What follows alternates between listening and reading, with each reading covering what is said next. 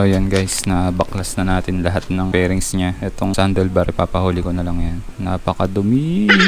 I-deep clean natin to sa sprocket, body, sa engine, gulong. Tapos ito yung mga fairings. Yun, nilagay ko na dun. May mga parts din tayong i-reuse. Mga inner na kulay black. Papahuli ko na lang din yung tapaludo. Sa next episode, deep cleaning naman tayo. So yun, thank you nga po pala sa mga nanood nitong first episode natin ng ano. So yun guys, dyan na kayo. Abang-abang na lang sa next episode.